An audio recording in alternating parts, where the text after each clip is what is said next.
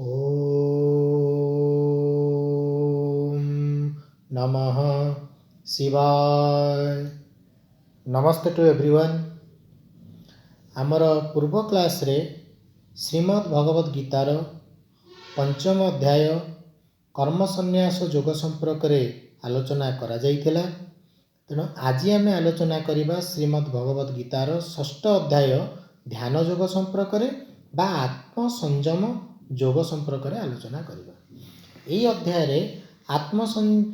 अध्याय भगवान श्रीकृष्ण आत्म संयमर उपाय ध्यान योग संपर्क रे कहिसेंती। कौनसी फल पाइबार आशा न रखी जो व्यक्ति कर्म करि चले सेही व्यक्ति ही प्रकृत सन्यासी और कर्मयोगी अटे।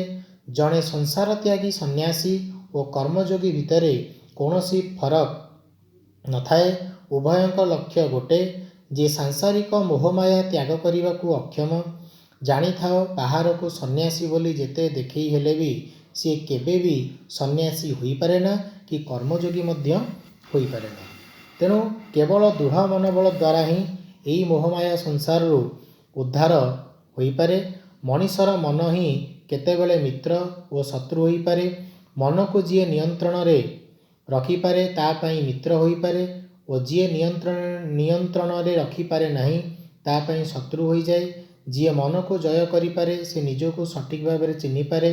सेही व्यक्ति शीत ग्रीष्म सुख दुख मान अपमान शत्रु मित्र पापी पुण्यात्मा माटी पत्थर ए सबू को समदृष्टि देखे। पर आपणा न देखी समस्तंकर मंगल कामना करि चले। मन और इंद्रिय मानक सहित शरीर को निज आयत्तरे रखिथिबा आशा रहित संगृह शून्य जोगी एकाकी निर्जन स्थान में रही आत्मा और परमात्मा सहित योग करिबा उचित। हे अर्जुन, वर्तमान किपरि ध्यान बा योग साधना करा जाए तार विधि तुमको बुझाई देउची। योगाभ्यास निमंते एकांत सफासुतुरा जगह बाछिब। स्थानटी अति उच्च और अति निम्न होई नथिब। सेहीपरि स्थान रे कुश बिछेई देव। सेही कुश उपरे मृग चर्मर आसन को बिछाई पद्मासन रे बसिब। यापरे मन इंद्रिय को संयम करी एकाग्रतार सहित निजर अंतःकरणर शुद्धि पाई योगाभ्यास करिबा उचित। योगाभ्यास ध्यान कला बेले शरीर मस्तक ग्रीभा को सीधा और स्थिर रखी नाकर अग्रभागरे दृष्टि निक्षेप करिब। एभली भावरे ध्यानस्थ होई निजको संयत हेई मन को मोठारे निवेश करिब। मन केन्द्रीभूत कराई योग करिब। एहीपरि भावरे ध्यानस्थ होई जेउ जोगी आत्मा को मोठारे लगाई थाए सिए ही अपार शांति दिव्य आनंद लाभ करिताए। हे अर्जुन, जी अत्यधिक भोजन करे किंबा आदौ भोजन करे नहीं, जी अत्यधिक शुए कि आदौ शुए नहीं ता द्वारा यही योग सिद्ध हुए नहीं। जो व्यक्ति यथायोग्य आहार विहार करे यथायोग्य निद्रा जाए यथायोग्य उजागर रहे यथायोग्य कर्म करे सेही व्यक्ति योग द्वारा भौतिक दुख जंत्रणा मुक्ति लाभ करे। स्थिर पवन रे दीप शिखा जेपरी हलचल होई स्थिर भाव में जलुथाए ठीक सेहीपरि संयम मन रे स्थिर जोगी परमात्मा को ध्यान करिथाए। टिके हेले भी ध्यान विरत हुए नहीं। मन रे धैर्य धरी योग साधना करि चले। तेणु इच्छा संकल्प समस्त कामना विशेष रूपे त्याग करी समस्त इंद्रिय मान को मन द्वारा आयत्त करने आवश्यक। क्रमशः योग करी करी धैर्यशील बुद्धि द्वारा निजर मन को केवल परमात्मा पाखे लगाइबा उचित। योग करने समय परमात्मा व्यतीत किसी भी चिंतन करने अनुचित। हे अर्जुन, जो योगींकर समस्त जीव कठारे आत्मभाव हो जाए जी समस्त को निजर बोली देखती समस्त सुख दुख को निजर सुख दुख बोली देखती ताकू परम योगी कहा जाए।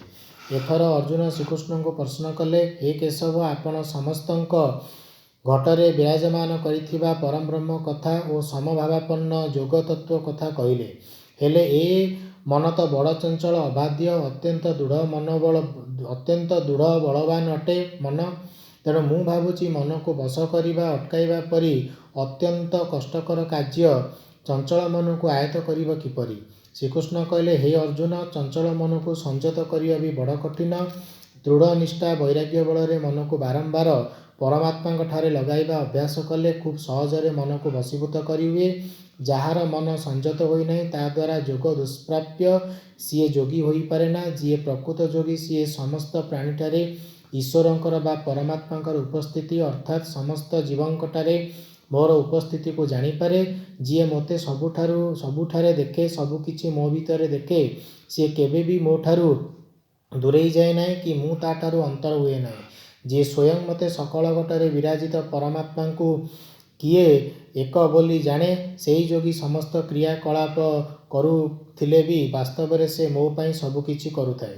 ଅର୍ଜୁନ ଶ୍ରୀକୃଷ୍ଣଙ୍କୁ ପଚାରିଲେ, ହେ କେଶବ, ଯେଉଁ ବ୍ୟକ୍ତି ପ୍ରଥମ ଯୋଗ ସାଧନାରେ ପ୍ରକୃତ ହୋଇଥାଏ କିନ୍ତୁ ପରେ ପାର୍ଥିବ ସାଂସାରିକ ମନୋବୃତ୍ତି ଯୋଗୁଁ ଯୋଗରୁ ପଥଭ୍ରଷ୍ଟ ହୋଇ ସିଦ୍ଧିଲାଭ କରିପାରେ ନା, ତାର ପରିଣାମ କ'ଣ ହୁଏ? ଏଭଳି ଯୋଗଭ୍ରଷ୍ଟ ବ୍ୟକ୍ତି ଭୌତିକ ସଂସାର, ପାର୍ଥିବ ସୁଖ ଏବଂ ଦିବ୍ୟ ଆଧ୍ୟାତ୍ମିକ ଶକ୍ତି ଉଭୟରୁ ବିଚ୍ୟୁତ ହୋଇ ନଷ୍ଟ ହୋଇଯାଏ ନାହିଁ କି? ହେ ମଧୁସୂଦନ, ଆପଣ ହିଁ ମୋ ମନର ଏହି ସଂଶୟକୁ ଦୂର କରନ୍ତୁ। ଏହା ହିଁ ନିଃସନ୍ଦେହ।